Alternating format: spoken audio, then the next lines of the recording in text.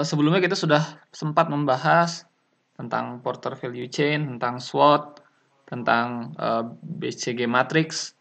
Nah, sekarang kita akan coba membahas tentang Strategic Fit dan Activity System Maps, ya. Nah, kita sekarang akan coba mewujudkan, ya. Jadi strategi tadi sudah di gambaran umumnya kita sudah kebayang begitu strateginya tuh apa, melihat situasinya bagaimana. Nah, sekarang kita akan coba bagaimana sekarang kita mencoba membuat strategi tersebut, strategi secara umum ya, itu menjadi workable ya, bisa dilaksanakan. Nah, kita tinjau ulang apa itu definisi dari strategi. Jadi strategi itu adalah the essence of strategy is in the activities. Nah, jadi ini dalam bukunya Porters udah cukup lama dan masih sangat relevan ya. Jadi strategi itu adalah aktivitas sebenarnya. Jadi bukan sesuatu yang dikatakan. Strategi saya A, B, strategi termasuk kita mahasiswa ya, atau para akademisi di kampus, baik mahasiswa ataupun dosen. Strategi itu bukan sesuatu yang kita gembar-gemborkan, tapi memang yang kita laksanakan. Itulah strategi. Kenapa orang banyak sering ngomong strategi? Sebenarnya tujuannya bukan untuk keren-kerenan, tapi untuk sosialisasi kepada segenap karyawan supaya karyawannya juga bergerak. Tapi akhirnya mungkin akhir-akhir ini lebih sering strategi itu seakan-akan seperti sebuah jargon, padahal bukan seperti itu.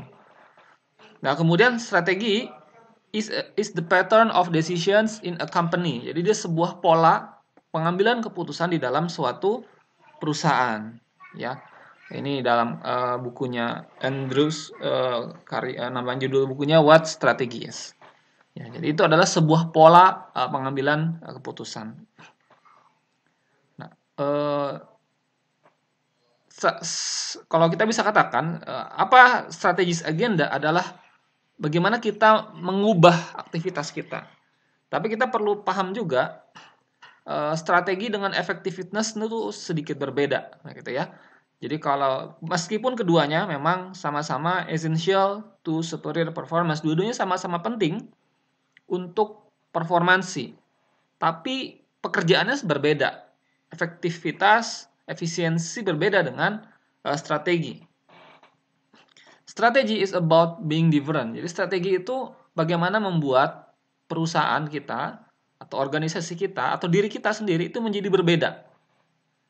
A company can outperform rivals only if it can establish a difference that it can preserve. Nah, jadi ini sering dikatakan ya, kalau perusahaan kita ingin unggul dalam persaingan, maka perlu ada perbedaan yang kita tampilkan.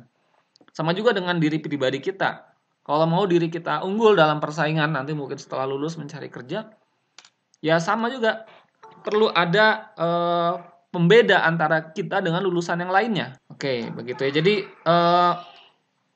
seperti itu ya. Jadi kalau mau kita unggul ya kita harus punya perbedaan. Kalau sama ya bagaimana ya, tidak sama mungkin seperti kalau kita lihat air mineral galon misalnya. Ya sebenarnya antara satu dengan yang lain mungkin perbedaannya kita nggak terlalu bisa melihat. Ya. Atau pedagang gorengan, ya semuanya begitu ya pedagang gorengan. Tapi ada tuh pedagang gorengan yang di daerah dekat ini ya, Kosambi. Dia unggul, kenapa? Karena dia punya produk yang unik, namanya adalah tahu pedas manis. Nah, jadi kalau yang inget di benak kita adalah perbedaan karakter. Sama juga dengan film, kalau kita nonton film, itu yang menarik filmnya bagi kita itu yang karakternya memang beda dengan orang pada umumnya, dia punya perbedaan, ya. Dan perbedaan itu bisa muncul dari aktivitas. Differentiation arise from both the choice of activities and how they are performed. Jadi perbedaan itu muncul dari pilihan aktivitas apa yang diambil dan bagaimana aktivitas tersebut dilaksanakan, performnya bagaimana. Kita ambil contoh misalnya ada sebuah penerbangan, kalau ini objeknya adalah Southwest Airlines ya di Amerika, Southwest Airlines. Nah, ini di tahun 1996 dia tipe penerbangan jarak menengah begitu ya. Biasanya dari kota kecil ke kota besar dan juga harganya murah. tipe customer-nya adalah tipe customer yang sangat sensitif terhadap harga. Kemudian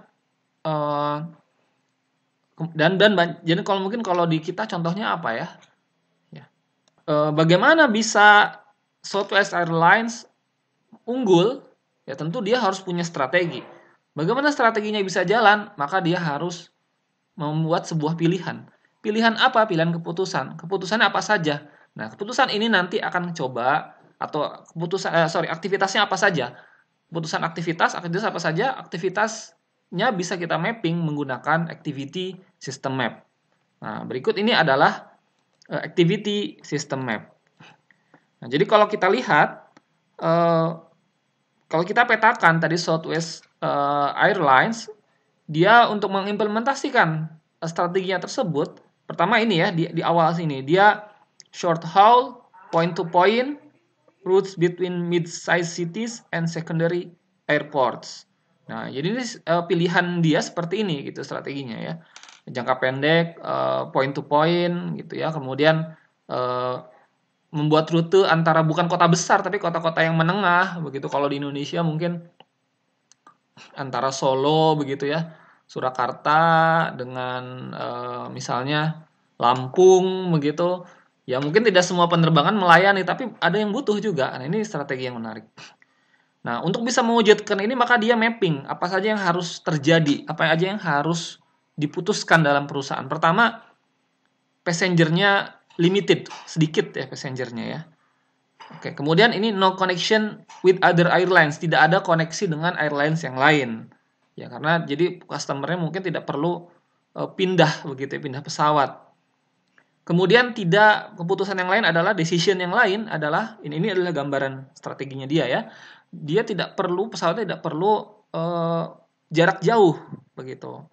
Kemudian karena tidak perlu jarak jauh, maka tidak perlu memberikan makanan. Jadi kalau kita naik pesawat-pesawat yang yang memang low cost begitu, kan kita nggak pernah dikasih makanan ya, gitu. Dan memang kita nggak berharap juga, cuman mungkin 1 jam ngapain dikasih makanan. Nah, jadi pas gitu ya ini strateginya. Kemudian tadi limited passenger service, maka tidak ada makanan. No seat assignment. Jadi kalau kita ingat kalau kita naik pesawat itu tidak ada, kamu duduk di kursi nomor berapa. Ketika kita pesan, pokoknya kita mau naik pesawat, nanti gimana nanti duduknya di mana. Saya pernah misalnya dulu bawa bayi, naik pesawat pas mudik, ya langsung diposisikan di paling belakang, ya karena kalau ada apa-apa langsung ditangani oleh pramugarinya, begitu. No seat assignment, begitu. Kemudian frequent reliable departure, ya. Nah, ya jadi ini mungkin ada kaitan juga dengan yang ini ya, jadi harusnya ada garis juga ke sini. Nah, jadi penerbangannya sering, frequent, dan juga reliable, artinya bisa diduga bahwa ini pasti akan berangkat, nggak dibatalin dan apa-apa. Kemudian karena frequent, karena cepat, maka dia harus lean, highly productive ground and gate crews. Jadi karena cepat ini ya, jaraknya dekat, maka penerbangannya juga cepat naik, cepat departure, cepat arrival. Nah, maka para ground crew-nya, para pekerja di bandaranya itu harus sigap begitu. Nah, dan juga harus ramping ya, lean. Karena tadi apa? Karena very low ticket price gitu kan. Harga tiketnya murah ya berarti harus hemat, tapi sangat produktif. Artinya bagaimana? High compensation of employee. Jadi karyawannya mungkin sedikit, tapi digajinya bukan sedikit ya, efisien, ngepas gitu, tapi gajinya tinggi begitu. Kemudian flexible union contracts. Ya, jadi ada kontrak dengan serikat pekerjanya fleksibel. High level of employee stock ownership gitu. Dan mungkin ini ada supaya rasa kepemilikan dari karyawannya begitu ya. Kemudian high aircraft utilization, artinya ya pesawatnya memang nggak nganggur gitu ya, dia terus bekerja pesawatnya, di jumlahnya sesuai dengan kebutuhan. Karena tadi harganya murah, kalau udah harganya murah beli pesawat mahal jarang dipakai, wah itu kan bisa bangkrut. Maka ini harus saling nyambung ini kan ya. Advertise as the low fare airlines. Nah, jadi karena very low ticket price, maka dia marketingnya gimana? Ini adalah low fare airlines. Ini adalah marketingnya, ini murah loh begitu kan ya. Nah, terkait marketing ada juga. Kemudian automatic ticketing machines, ya, karena sangat murah dan karena pekerjaannya sedikit, maka mesin tiketnya otomatis. Kemudian travel agentnya dibatasi. Jadi seperti itu ya. Kemudian di sini ada juga target karena harus produktif, harus lean, 15 menit get turnaround. Jadi ada target juga secara operasional bagaimana.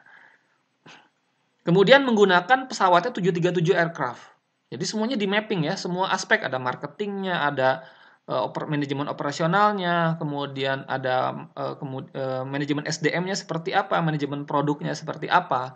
Jadi semuanya kita petakan.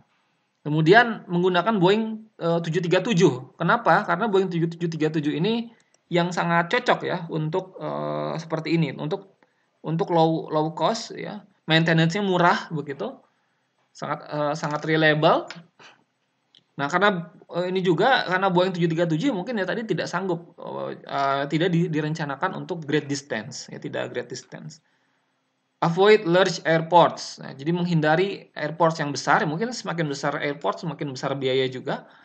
Oke, nah jadi kita bisa melihat antara satu dengan yang lain ini saling terintegrasi dan semua aspek dilihat. Nah, kalau kita sebagai di teknik industri, ya memang disinilah peran kita dan kita dilatih untuk ini. Dan kalau kita pikir-pikir sebenarnya ya sarjana bidang lain tidak sedalam ini sebenarnya dilatih. Kalau kita sampai membuat praktikum itu berangkai sampai 3 sampai 4 semester ya. Sebenarnya setiap praktikum kan membahas setiap bulatan ini. Ada yang bahas produk, ada yang bahas marketingnya gitu kan di tekmi, ada yang bahas kemudian manajemen operasinya di di lab apa tuh sispromasi ya. Nah, kemudian ada yang pengembangan produknya di prosman prosesnya. Nah, dan bagaimana semuanya terintegrasi, itulah kenapa di praktikum kita ada praktikum terintegrasi supaya kita bisa berpikir mengimplementasi strategi seperti ini. Ya, itu jadi harus mahir sekali kita ya di sana karena itu keunggulan kita dibandingkan prodi-prodi yang lain. Nah, dari sini nanti kita bisa memilih sebenarnya yang mana yang prioritas, yang utama, yang inti, yang memang kita kawal terus, begitu ya. Nah, misalnya ternyata very low ticket price, limited passenger service dan lain-lain, begitu. Oke. Jadi seperti itu ya. Jadi kita bisa, jadi judulnya adalah sekarang activity system maps dan kita sudah membuat activity system maps. Kita sudah tahu strateginya apa dan lalu kita petakan ini punya implikasi ke apa saja secara produk, secara marketing, secara SDM dan lain-lain. Kita berpikir secara sistem gitu ya.